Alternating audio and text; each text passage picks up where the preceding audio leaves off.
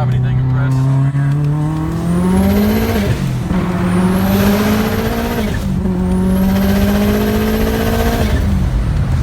My God, dude!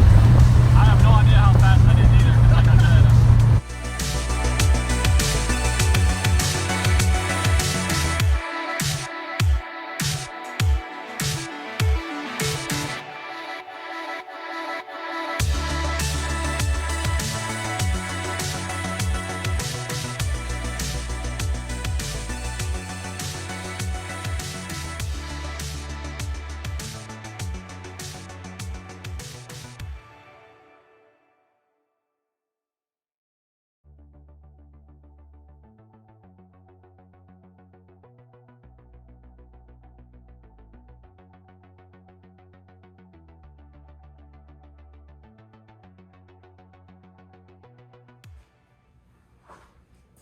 Hurry up. Hi. Deal. Is that fair to start it off? Yeah. It's the complete shit box of the car. It's sad. This is a car that we both rode in for, three or 4 years ago now. It was like the fastest car we'd ever been in high school, and it was pretty well known in the area. And unfortunately, it's come to this. So it's a Sat Hawkeye. at the shop. Yeah, for Hawkeye STI, years. sat for 3 years. Made right at, I think it was in the 700s, I can't remember the exact number, but pretty high horsepower STI. Certainly something that I'd never seen before. And unfortunately, as you can see, it's sat for 3 years, or it's been so long he can't even remember now, but all the fuel system's super gunked up. Everything's leaking now from sitting. The turbo and everything's just disgusting. So we got to go through the whole build again, pretty much redo everything. This is kind of just proof you cannot let a legitimate race car sit. Really any car, but anything on E85 especially, you're just gonna have horrible luck.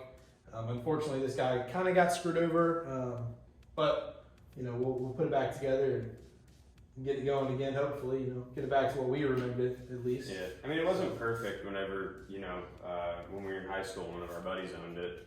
This was a pretty big car in our area up until that point, but even some of the wiring wasn't up to now our standards. Back in high school, I mean, we didn't know much. Yeah. Now our standards are much higher, and this doesn't meet any of them.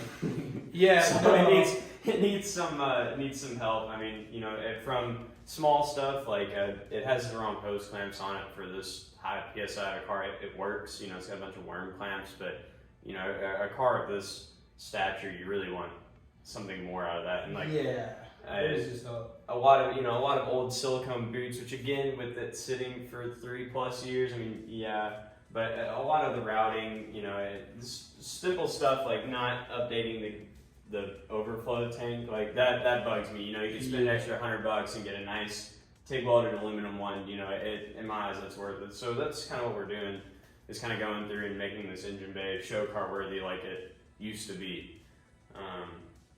Or at least what in my head in high school I remembered it being like. Yeah. Now, regardless if it was the way I remembered it, which looking at it now probably wasn't. Regardless, we're gonna make it pretty. We're gonna make it the way it should be. This car is just. It was too nice, and I think it certainly could still be really nice. It doesn't even have a trans in it right now, which that's a whole nother story. Yeah. We'll go through it, but the car is in complete disarray. So we're gonna get back on the road, back to drive around like it was, and certainly looking at least as pretty now as we can get it. Unfortunately, the paint is in very bad shape. The car was. It was pretty nice car a few years ago. I'd say 8 out of 10 body. Yeah. Exterior was probably 8.5 out of 10, maybe 9 out of 10 on the interior. Engine bay was probably a strong 8. Yeah. For the for when the car was built and everything, but now we're at a solid 2.5. Yeah. Unfortunately, maybe. you can't let stuff sit. And it wasn't even inside of a. It's not even in the garage. It sat out in the parking lot. All the carbon fiber is all the gel coat gone. So pretty much during this video, we're gonna pull the engine out and kind of assess the damage. It's bad. It's bad. It's bad. So the customer's prepped. He knows it's no good news to be had here. Yep. But he's finally got the car back in his possession, and he's ready to tackle the project. And we're ready to tackle it too. So get to it. Heck yeah, let's do it. All right, so our first step here on this poor car is obviously we're going to pull the battery out first.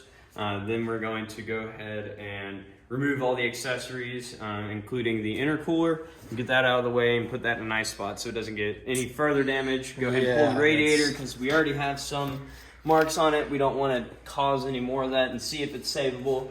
We'll go ahead and pull off all the AN lines for the fuel and unplug what electrical connectors we already haven't. And then we'll go from there. So I just want to take a moment and just document everything that's wrong. There's a lot wrong here.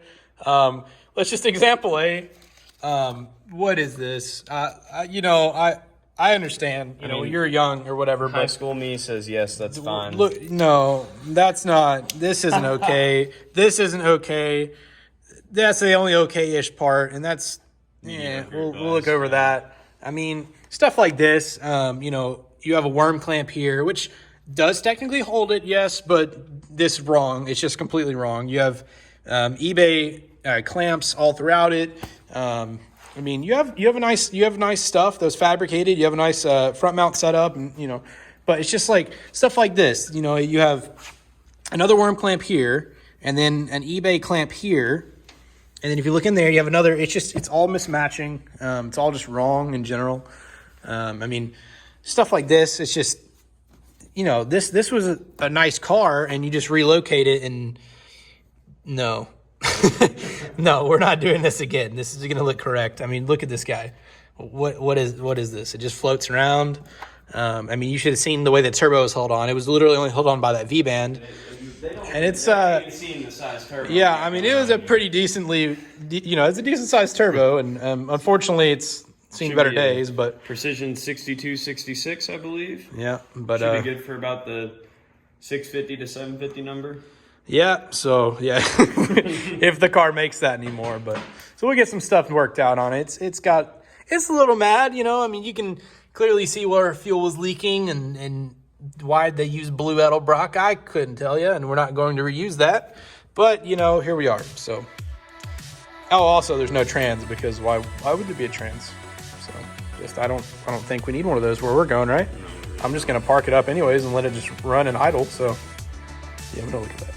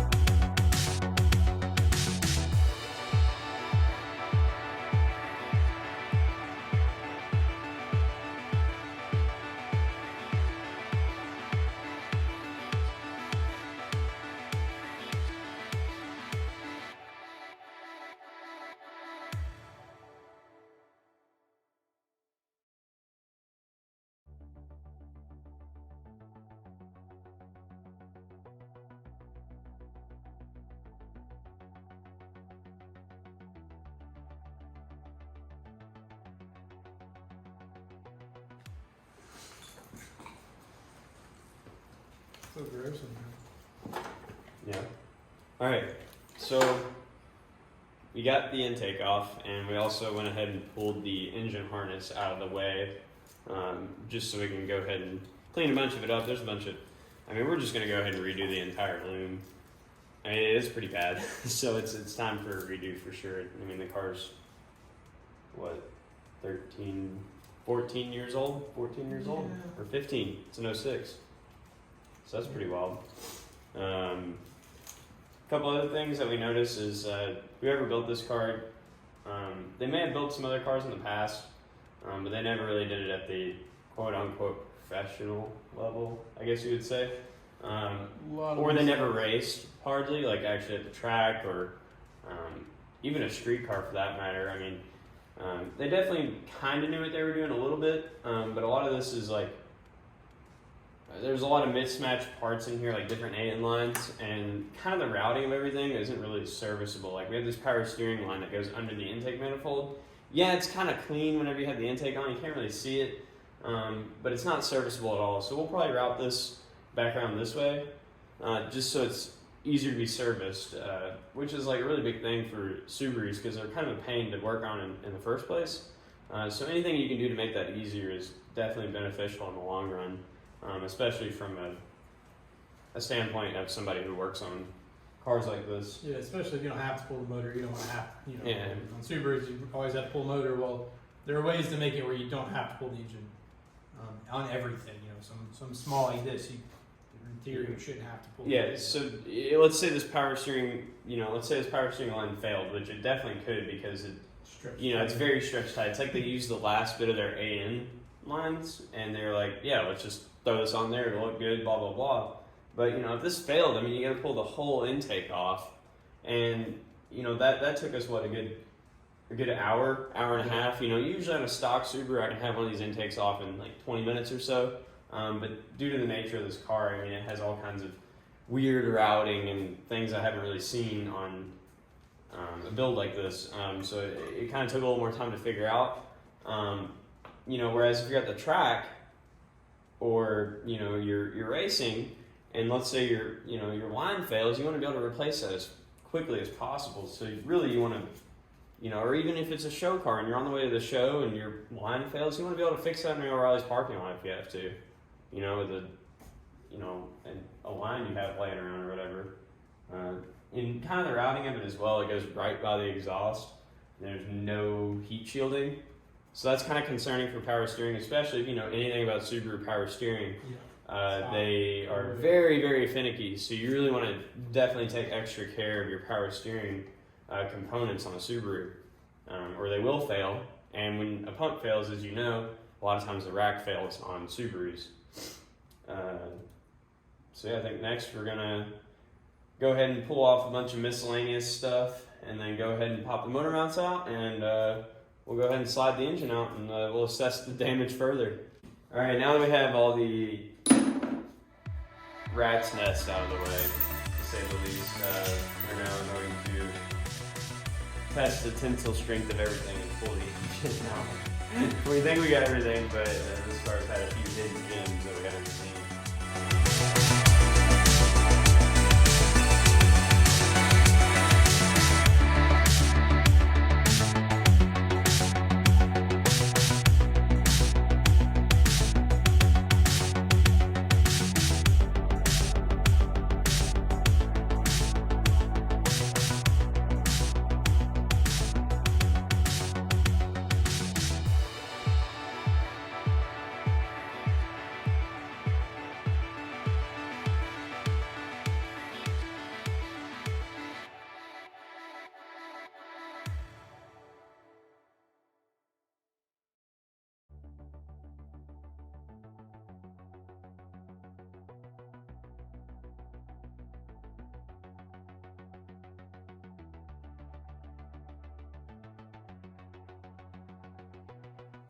Well, this fortunately concludes our part one to this definitely long series of getting this car back up to par with engine out.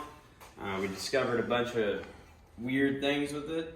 So the next part will probably be us going ahead and disassembling some of this. We're not doing a full engine rebuild. As far as we know, the motor's good. So we're going off that. Obviously, I'm going to pull the pan and check everything out under there, make sure we don't have any scary little bearing gremlins hanging out in the oil pan, because that would just be a great time. We also made a shocking discovery that this car does not have a Killer Bee pickup and oil pan, which is, if you don't go Killer Bee, at least another competing brand of a larger oil pan and better pickup tube. I haven't checked the inside. It could have the pickup and baffle, at least I hope, I pray. If not, then we're definitely going to be installing that in this car. It's one of the many things I'd force customers to buy whenever they do a Subaru through me, because I don't want them to have the same failure point that I had whenever I've had built Subarus. As you can see, we have a lot of stuff to work on here, so we'll definitely have another part of cleaning up the engine bay and kind of diving deeper into what's going on here. There's a lot of weird things with this car that just aren't correct that we will be fixing.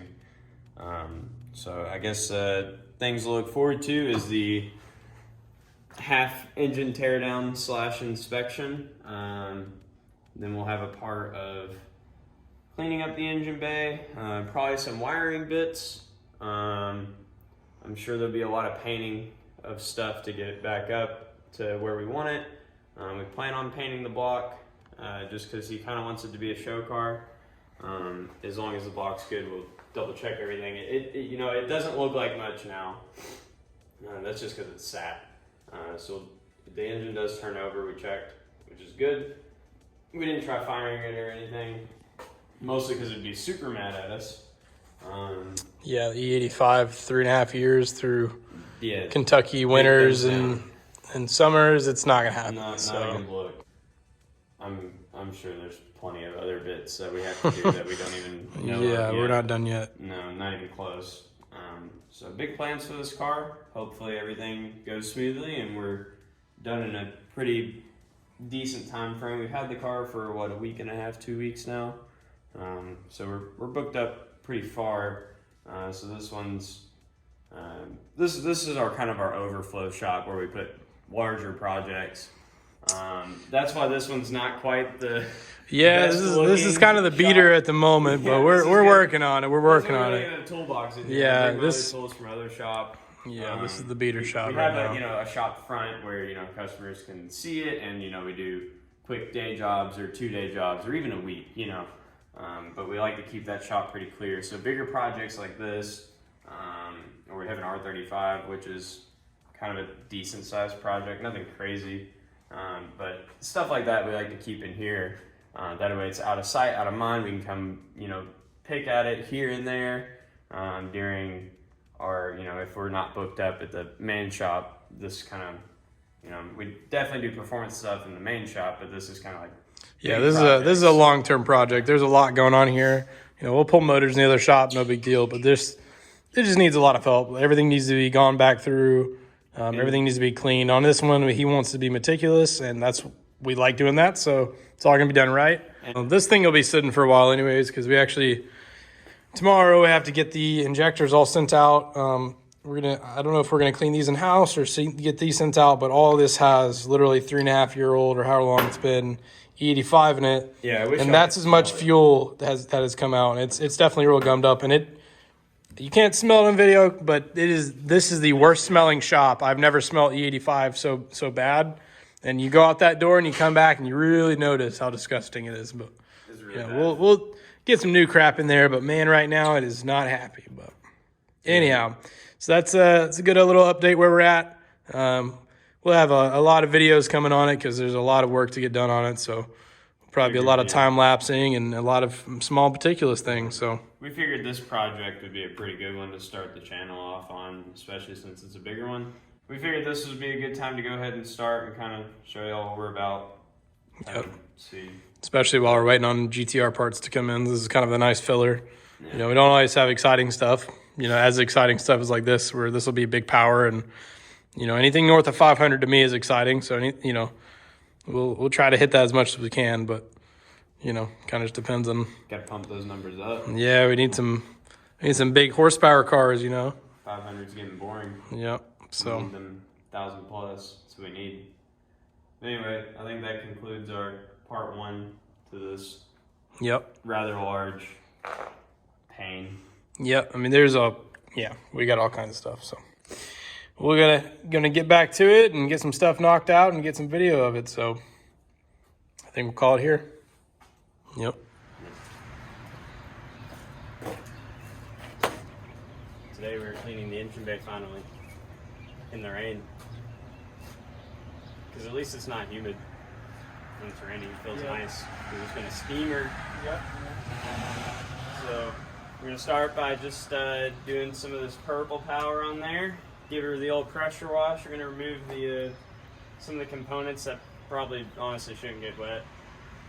I know there's going to be a million people like, oh, you can't get the connectors wet. It doesn't matter. You drive your car in the rain, guess what gets on it? Water. Yeah, no, it's gonna be fine. It's really yucky, so we need to make it not yucky. It is what it is. So we're gonna clean it, and whoever wants to cry can cry. It's gonna be fine. Still gonna make 700 horsepower, so it's still in there.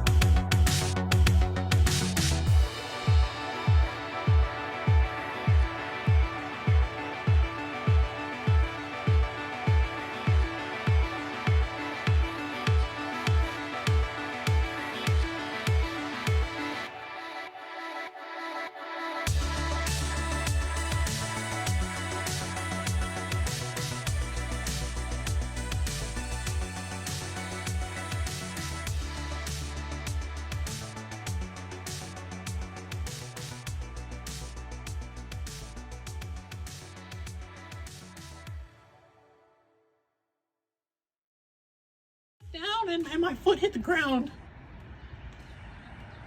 That's all I have to say.